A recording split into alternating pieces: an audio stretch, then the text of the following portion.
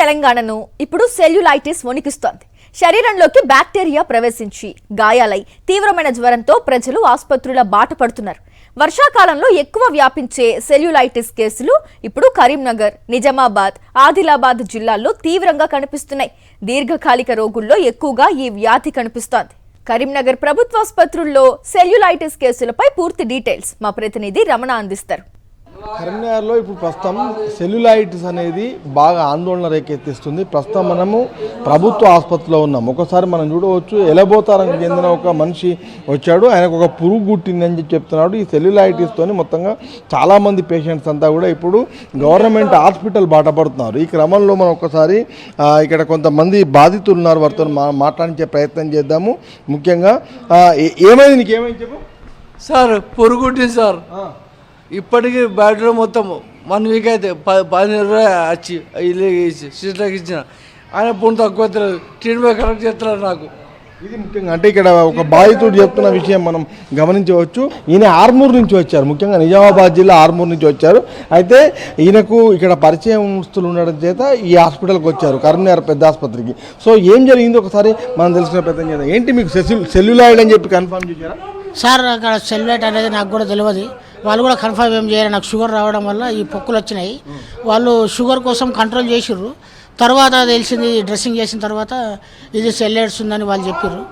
ఇక అక్కడ కూడా వేరే ప్రైవేట్ హాస్పిటల్లో కూడా చూపించుకుంటే కూడా అక్కడ సెట్ కాలేదు. వాళ్ళు పుండు పెద్దగా చేశారు కానీ తక్కువ ఏం చేయలేదు ప్రైవేట్ హాస్పిటల్లో. ఎట్లా జరిగింది? ఫస్ట్ నేను కూలి పని చేస్తా సార్. కూలికి పోయి వచ్చిన 2 రోజుల తర్వాత ఒక 4 పొక్కులు వచ్చినాయి కాలుకు.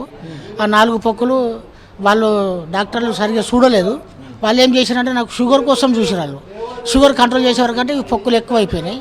ఇక డ్రెస్సింగ్ చేసేవాళ్ళు డ్రెస్సింగ్ చేసారు. అది ఆ రోజు తెలిసింది నాకు సెల్యులైటిస్ అంటే ఏందనుకో నాకు కూడా తెలియదు. 6 రోజు వాళ్ళ అనుట్లో తెలిసింది. కంపౌండ్. మీరు నిజామాబాద్ జిల్లా కాదు, ఇక్కడికి ఎందుకు వచ్చింది? నిజామాబాద్ డిస్ట్రిక్ట్ మాది ఆర్మూర్ మండలం. అయితే ఇక్కడ మాకు తెలిసిన వాళ్ళు ఉండట్లో మాకు తొందరగా మంచిగా తక్కువ అవుతా అనే ఉద్దేశంలో ఇక్కడికి రావాల్సి వచ్చింది. ఇక్కడికి వచ్చినాం సార్ వాళ్ళ ఆధ్వర్యంలో. ఇంకా అంటే ఇక్కడ మనకు ఒక పేషెంట్ చెప్తున్న విషయాన్ని మనం గమనించాము.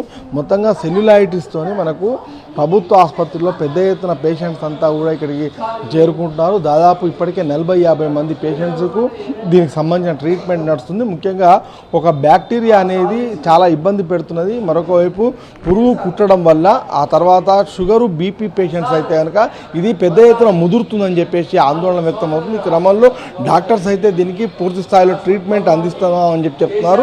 ఈ క్రమంలో బాధితుల వెర్షన్ కూడా మనం చూసాం. మొత్తంగా సెల్యులైటిస్ అయితే ఇప్పుడు కరీంనగర్ జిల్లాను అదేవిధంగా చుట్టుపక్కల ప్రాంతాలను కూడా వణికిస్తుందని చెప్పుకోవచ్చు. కెమెరా పర్సన్ సతీష్తో రమణ, సాక్షి టీవీ, కరీంనగర్. ఇదిలా ఉంటే సెల్యులైటిస్ ప్రమాదం కాదు అంటున్నారు కరీంనగర్ ప్రభుత్వాసుపత్రి డిప్యూటీ సూపరింటెండెంట్ డాక్టర్ మహేందర్. తగిన జాగ్రత్తలు తీసుకోవాలంటున్నారు. గాయమైన వెంటనే డాక్టర్లను సంప్రదించాలని ఆయన సూచిస్తున్నారు. సెల్యులైటిస్ అనేది ఈ సీజన్లో కామన్ అండి, ఎక్కువనే ఉండేది. కొంచెం వర్షాలు ఎక్కువ పడుతున్నాయి కదా, సో దానివల్ల ఇన్సిడెంట్స్ అనేది పెరిగింది. ఏమన్నా ఆల్రెడీ స్కిన్ కట్స్ ఉన్న వాళ్ళకి, లేకపోతే షుగర్ పేషెంట్లకి, దెబ్బలు తగిలించుకున్న వాళ్ళకి ఎక్కువ ఛాన్సెస్ ఎక్కువ. షుగర్ కంట్రోల్లో పెట్టుకోవడము, కొంచెము ఎర్లీగా వస్తే అంత సీరియస్ అనేది ఉండదు. ఒకవేళ సిమ్టమ్స్ ఉన్న 1-2 డేస్లోనే వస్తే మందులతోనే సరిపోతుంది. వాపు ఉంటుంది, నొప్పి ఉంటుంది, జ్వరం ఉంటుంది. మరిన్ని అప్డేట్స్ కోసం ఛానల్ను సబ్స్క్రైబ్ చేయండి. నోటిఫికేషన్స్ కోసం బెల్ ఐకాన్ పై క్లిక్ చేయండి.